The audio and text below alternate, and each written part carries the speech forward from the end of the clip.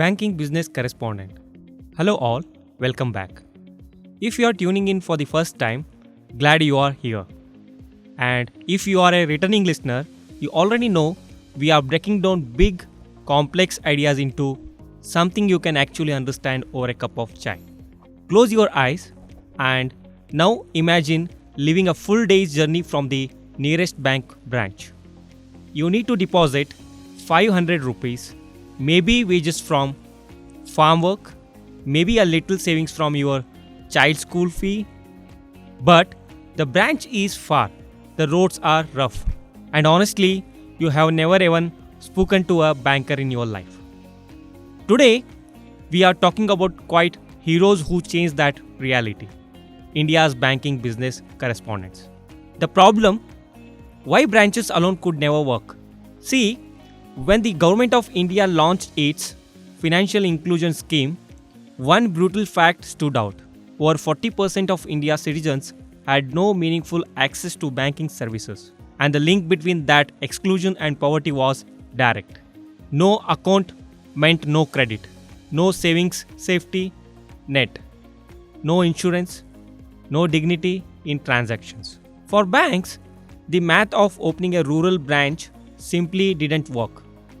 Remote areas, low transaction volumes, infrastructure costs, it was not profitable. So millions of people in villages remained unbanked. Not by choice, but by geography and economics. The Reserve Bank of India stepped in, and in 2006, the RBI launched the Business Correspondent model, which is a framework that essentially changed the dynamics of banking. Who is a business correspondent and what do they actually do? A business correspondent is a person authorized by a bank to act as an agent on the ground.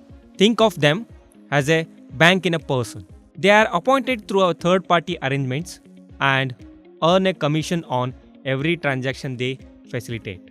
But it's not just about deposits and withdrawals. They help villagers open savings accounts, give out small loans, facilitate government schemes transfers, and even help with insurance enrollments. All from a handheld electronic device or mobile terminal right in their village.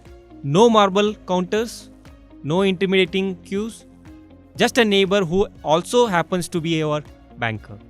Business correspondents carries a micro ATM or a smartphone with biometric authentication.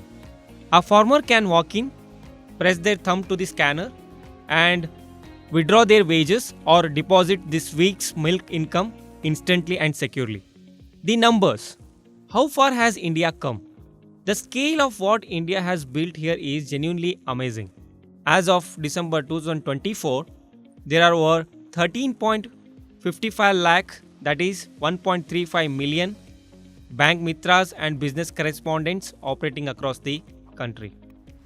For comparison, there are only about 56,000 bank branches in villages. That means, for every single rural branch, there are roughly 24 business correspondents filling the gaps. The road ahead. NSFI 2025-30. The government is not slowing down.